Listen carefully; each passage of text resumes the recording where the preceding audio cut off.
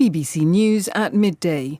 Russian news agencies are reporting that the leader of the Wagner mercenary group remains under investigation for armed mutiny following his uprising on Saturday.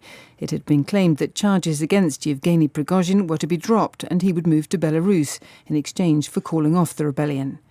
Earlier, Russian state television broadcast footage of the defence minister Sergei Shoigu, who Yevgeny Prigozhin had been trying to oust.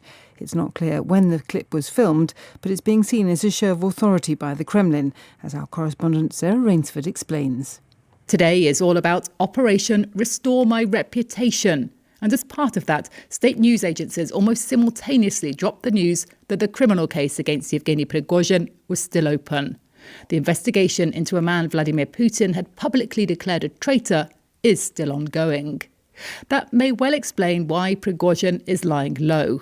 Usually so vocal, he's been silent and unseen since Saturday. The Kremlin had said the charges were dropped as part of the deal to end his mutiny. That was a surprise move that looked like a climb down. Now, it seems it's been reversed. Baroness Lawrence, whose son Stephen was murdered in a racist attack in 1993, has strongly criticised the Metropolitan Police after a BBC investigation uncovered fresh flaws in the investigation into the killing. A re-examination of the case found that a tip-off about a key suspect wasn't pursued.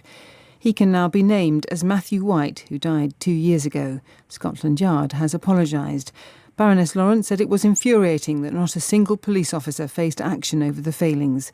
Michael Mansfield KC, who represented the Lawrence family in both their private prosecution for murder and the public inquiry into the case, said it was shocking. It's an appalling situation yet again. It's been one mistake on top of another. In fact, the family felt there were so many mistakes that these were and formed a pattern of behaviour, given the links between some of the five and the criminal underworld and the police in that part of South East London. The inquest has opened into the death of Nicola Bulley, who vanished while walking her dog in St Michael's-on-Wye in Lancashire in January. Her body was found after a 3-week search. The coroner said the hearing would aim to determine where and how the mother of two died. Her family, some of whom are due to give evidence, have said they are hopeful and confident that the true facts will be established. HSBC is planning to leave its global headquarters in London's Canary Wharf as more people choose to work from home. The bank moved into the 45-storey tower in the financial district 11 years ago, but it's now hoping to exit by 2027. It's planning to move into BT's former HQ in St Paul's in the centre of London. Viewing figures from St Elton John's closing set at Glastonbury last night reveal it was the most watched in the history of the festival. 7.3 million people tuned in for the performance, which Sir Elton says will be one of his last ever in the UK. The figure is 3 times more than for Paul McCartney's headline set last year, and twice as many as watched Adele when she topped the bill in 2016. In cricket, England's hopes of a win on the final day of their Ashes test at Trent Bridge appear to be slipping away. They've lost a further 2 wickets this morning, leaving them 167 for 7 a short time ago, chasing a target of 268 runs. Kate Cross was the first to get out this morning. Our cricket correspondent Jonathan Agnew was watching.